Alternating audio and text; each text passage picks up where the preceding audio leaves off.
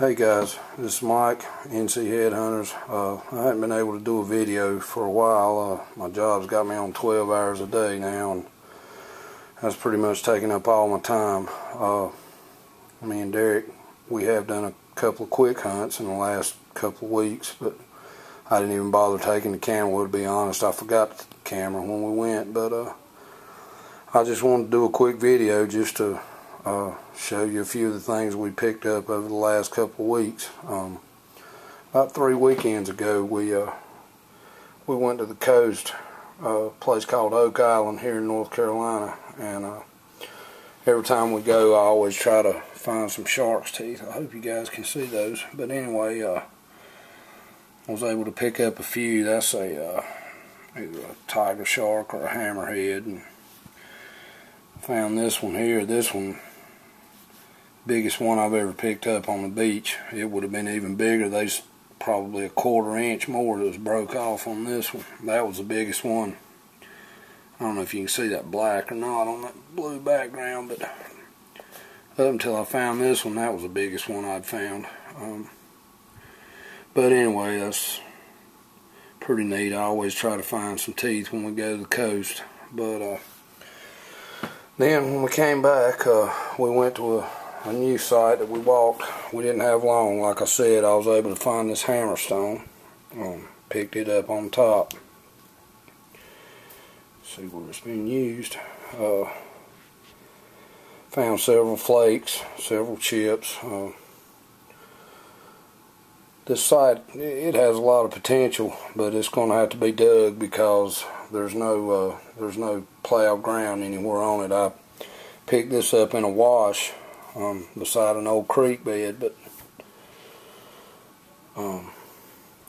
we walked the creek bed, but that's all we was able to find. There hadn't been water in it in years, but anyway, it looks kind of promising.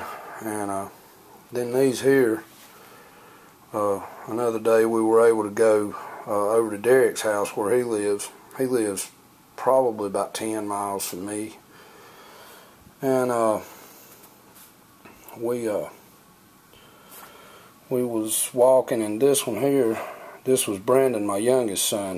That was his first find. He picked it up on top of the ground in a big Savannah River, and about 2 steps from it was this one, this Guilford. It's been impact fractured. It broke it clean in half all the way down, but that would have been a killer if it had been whole. But found in 2 Savannah rivers. And then at the edge of the woods, right at the edge of his yard, we did a little test dig, and man, I dug straight into or right close by a fire pit, about 2 foot down. I found this, there was about 5 of these big chunks of rhyolite laying on top of each other, about 2 feet down. And you can see where it was spalled off. That's what it looks like on the inside. I don't know if you can see that or not, but it looks almost like flint. Real smooth looking on the inside, but there was 4 or 5 of these big pieces laying one right on top of the other one. And I was pulling charcoal out about 2 feet deep. So I think this site has some potential too, but again, it's going to have to be dug because there's no broke ground. But yeah, Brandon found this one here. That was his first find. He was proud of that. And it's broke, but he's 10 years old. He was proud of it. And then that one there, it's pretty much whole. And then this Guilford. But the thing about these two is this Guilford here and this Savannah River that he found, or these 2 Savannah rivers, was potentially 4,000 years apart in age, and they were probably 10 feet apart, laying right on top of the ground.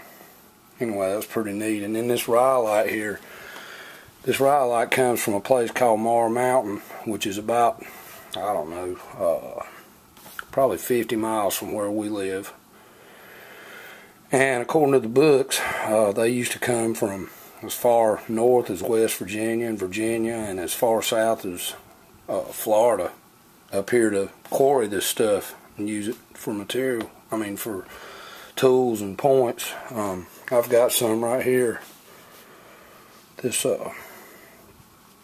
is a Hardaway Dalton that I found right here close by the house that it's made out of. And then these two Mar Mountains were found about 30 miles up the road from here, made out of it. And then this flake here came from about 50 miles down the road. So there's probably those 4 pieces right there, and then that big piece right there, there's probably 120 miles difference. So that's a pretty good hike right there. But anyway, just wanted to show you that. And before I go, I wanted to give a little shout out to Derek, my oldest son. He started napping now, and he's really into it. He's taking it serious, and he don't even know I've got these two heads, these 2 points. I just took them the other day. I was at his house, and I wanted to show him. I want to show some every once in a while as he does them. That's a little Hardaway. He knows I like Hardaways, so he did that one for me. And then that little Cahokia, he done that one. And that's, like I said, he's only been doing this about 4 or 5 months. And Lamoka Ghost, Allergic Hobbit, Paleo Jim, Flint Napper Jimmy, Busted Flakes. He watches all you guys. He wants to be like y'all. And anyway, I'm gonna be showing some of his stuff from time to time. And one more thing before I go, I wanted to give a little shout out to Commissioner Tom. Tom, thanks a lot for your review that you did on the lens for the flip share camera. Before I saw that, I couldn't do any close-ups. I guess, you know, if you've got a flip share too, you could, I mean, it's a good camera, but you just couldn't get down. You can see I'm using it right now. You see the picture pretty good, but you just can't get in that detail. But anyway, the day you did that review, we called around, and I finally found one at Walmart for about 20 bucks, and went down there and got it, and man, this made a real difference. I'm gonna stick it on right quick, and I mean, you can get right down up close and personal with it now. These are some Hardaways from Moore County, North Carolina. That's where we live.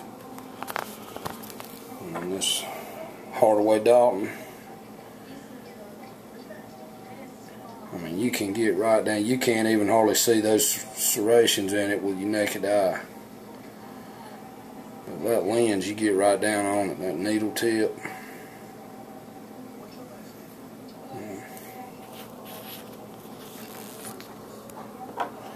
That's really nice. Anyway, thanks a lot, Tom. Guys, sorry I didn't have more for you. We'll catch you later.